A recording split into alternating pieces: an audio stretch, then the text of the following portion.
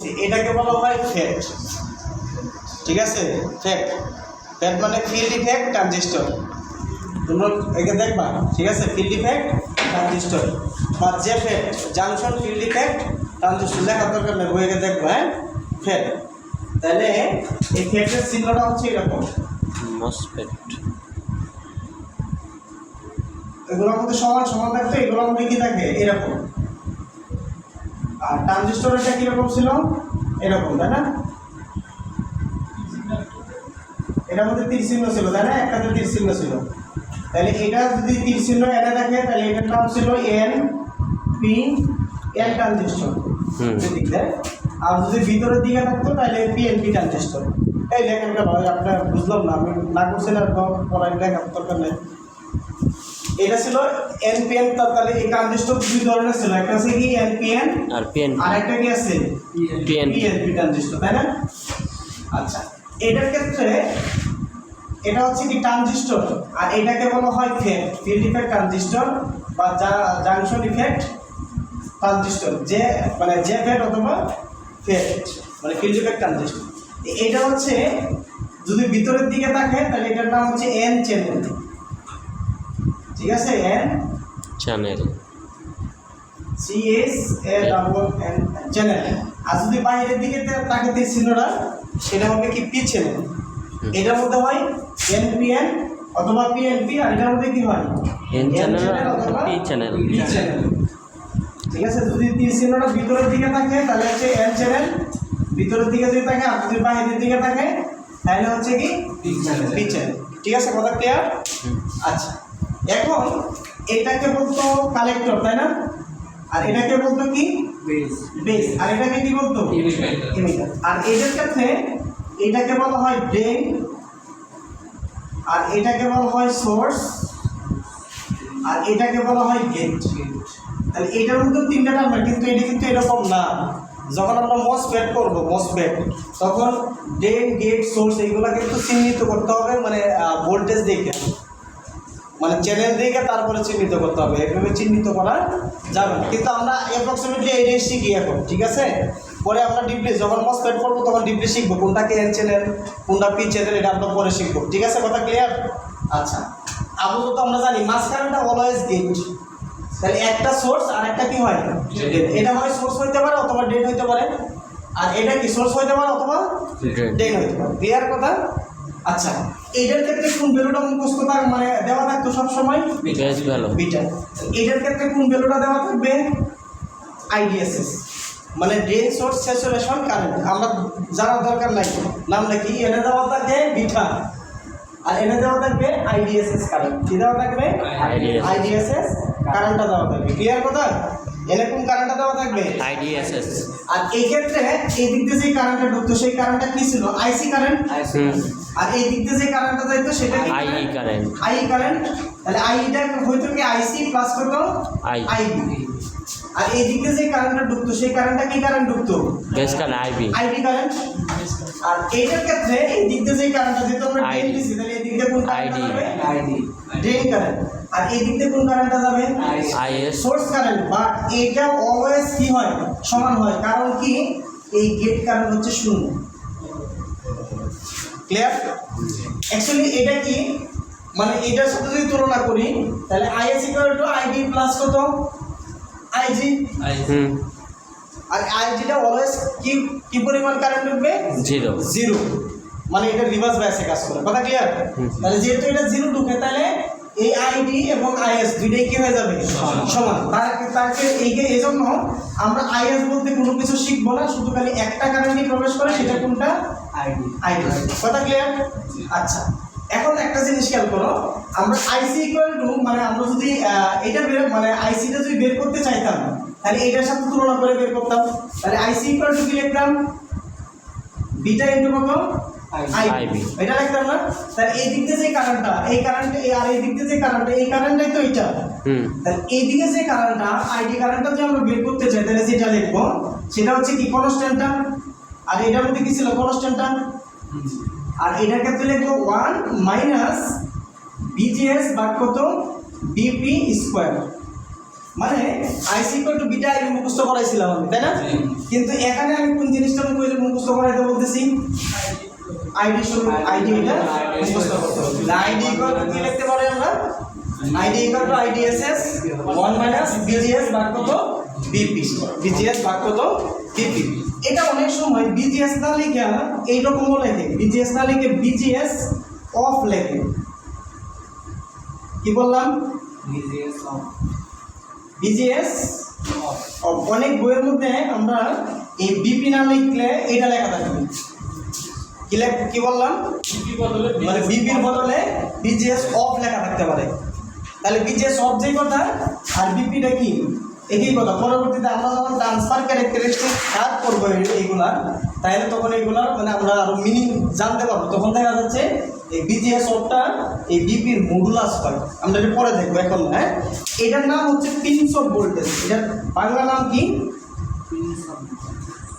Pins of voltage. এটার নাম কি? Pins of voltage. আর এইটা বিজিএস এর নাম কি? Gate source voltage. Gate to source voltage. মানে তাহলে এটা ওই আগের মতো বিজিএস ইকুয়াল টু কি লেখা হবে? ভিজি মাইনাস ভিএস। এই তো ভালো, আপনারা আমার সাথে ভালো করেন। ভিজি মাইনাস ভিএস। আবার বিডিএস সমান কি লেখা হবে বলো? ভিডি মাইনাস ভিএস। ভিএস। এই বিডি মানে কি? Drain voltage. এটা সোর্স ভোল্টেজ। ওকে। আর যদি আর কি আছে? এই তো এটাই নাকি? এই দুইটাই তো। আর কিউ যদি দেওয়া থাকে তাহলে কিউটা মিনিং কি? কিউ হলো ওই কিউ পয়েন্টের ফ্যাক্টর। সঙ্গে। তাহলে এটার কিউ পয়েন্ট কোনটা হবে বলো তো? কিউ পয়েন্ট হবে বিজিএস, সরি, কিউ পয়েন্ট হবে কি? বিডিএস এবং কোনটা? আইডি। এজন্য এটার সাপেক্ষে কি দেয়া যায়? একটা কিউ দেয়া যায়। যদি কিউ পয়েন্ট বের করতে বলে মানে এইটা মানে ফ্যাট বা মসফেট, তাহলে কোন ভ্যালুটা বের করতে হবে? ভিডিএস আর আইডি। ভিডি। বিডিএস এবং আইডি। আর যদি পাওয়ার ডিসিপেশন বের করতে বলে বলো? এই তো পাওয়ার যদি বলে না ডিসিপেশন, তাহলে পাওয়ার ডিসিপেশন বলতে মানে এটাকে পিডি যদি প্রকাশ করি তাহলে কি এই দুটো গুণ করে দেব, মানে বিডিএস ইনটু কত? আইডি। কথা ক্লিয়ার? তাহলে একবারে একান্তই কোন সূত্রটা আমরা মুখস্থ করলে একবারে ডিসি অ্যানালাইসিসের মতো কাজ করতে পারবো? শুধু খালি এটা। তাহলে একটু এই অঙ্কটাতে অ্যাপ্লাই করি, ভালো করে বোঝার চেষ্টা করো। তাহলে আমরা মনে করে এই অঙ্কটা সলিউশন করতেছি, দেখার চেষ্টা করো। তাহলে আমার আগে টার্গেটটা কি থাকবে? এটার ক্ষেত্রে ড্রেন কারেন্ট বের করা, আইডি বের করা, তাই না? তাহলে আইডি বের করি। তাহলে আইডির ফর্মুলাকে জানি ID equal to IDSS 1 minus BGS ভাগ কত? বিপি স্কয়ার, তাই না? কি বলো, তাই কি না? আচ্ছা, তারপরে এখন এটা বের করতে চাইলে এই দুইটা তো কনস্ট্যান্ট, আমার লাগবে কোনটা? বিজিএস লাগবে। তাহলে বিজিএসটা বের করি। তাহলে একটা জিনিস খেয়াল করে দেখো, এনে যেটা আছে এটা কি বিএস না? তাহলে বলো তো বিএসটা কত? ওই যে উপরের দুইটার ইয়া, এই যে উপরের ড্রপ আছে না না, এগুলো কি নিচের থেকে গ্রাউন্ড থেকে হিসাব করতে হয় না? হ্যাঁ। তাহলে বিজিএস ভোল্টেজটা কত? 0। তাহলে এটা কিন্তু একটা আনসার পাই গেছি আমরা, 0 ভোল্ট। এটা একটা আনসার বের করতে বলছি কিনা? ক্লিয়ার তো? কারণ এটা তো কোনো ড্রপ নাই, আছে না? আছে কি না নাই? ওকে, আচ্ছা। এখন একটা জিনিস খেয়াল করে দেখো, এই দিক থেকে কারেন্ট কত ঢুকে? আইজি কারেন্ট কত? 0 কিনা? তাহলে এর রেজিস্ট্যান্স থাকবে না, থাকে এটা কোনো ভ্যালু আছে না। তাহলে বলো এন এর ভোল্টেজটা কত? এই ভোল্টেজটা কি বিজি না? কি বলো? হ্যাঁ ভিজি। তাহলে বলো বিজি ভোল্টেজটা কত? কত ভোল্টেজ আছে? 2 -2 এই মাইনাস ও মাইনাস উপরে হ্যাঁ -2 ঠিক না? অথবা তুমি এখান থেকে এই পর্যন্ত কেভিএল দাও, নিয়ে আসো, দেখো ওই যে বিজি 0 প্লাস 0 মাইনাস, দেখো বিজি এটা তো ডট নাই, তাহলে কি প্লাস কত 2 ইকুয়াল টু কত 0? তাহলে সুতরাং বিজি সমান কি -2। এছাড়া আমি মানে ইজিলি বুঝতেছি যে -2ই শুধু খালি আমি শো করতেছে, তাই না? তাহলে এটাও কিন্তু একটা আনসার আমরা পাই গেছি বিজি চাইছে। তাহলে বিজি ইকুয়াল টু কত? -2 ভোল্ট। তাহলে এটাও কিন্তু একটা কি আনসার কিনা? এই ক্লিয়ার তো নাকি? অনলি ফর ডিসি সার্কিট কিন্তু আর কিছু না। আচ্ছা, তাহলে বলো বিজিএস কত? বিজিএস মানে কি বিজি মাইনাস কত বিএস। তাহলে একটা জিনিস খেয়াল করো, বিজির ভ্যালু কত পাইছো -2 মাইনাস 0 ইকুয়াল টু কত -2 ভোল্ট। তাহলে এটা একটা आंसर। কি বলো? হ্যাঁ। কি কঠিন হচ্ছে না। আচ্ছা তাহলে এখন দেখো আমি এটাও জানি এটাও জানি এটাও জানি, তাহলে কি আইডি পেয়ে গেছে না? তাহলে এটার ভ্যালু কত দেওয়া আছে 10। ওকে তাহলে 1 মাইনাস বিজিএস কত দেওয়া আছে -2 পাইছো। জি বিবি কত দেওয়া আছে -8। তাহলে সব ফাংশন মানে সব ফাংশন কেন ইজিলি ক্যালকুলেশন করতে পারতেছি। দেখো কত আসে, আইডি কত আসে। তাহলে এই যে ভ্যালুগুলো বের হইছে প্রত্যেকটা ভ্যালু কি কিসের সাপেক্ষে বের হইছে বলো তো? এই কিউ ফ্যাক্টর না, কিউ পয়েন্টের সাথে। হ্যাঁ ঠিক আছে। তাহলে বলো এটা কত আসে, আইডি কত হবে? তাহলে 0. দেখো ভুল কথা। এটা বন্ধ কোন জায়গায় 5.625 মিলি অ্যাম্পিয়ার। তাহলে এটাও একটা आंसर।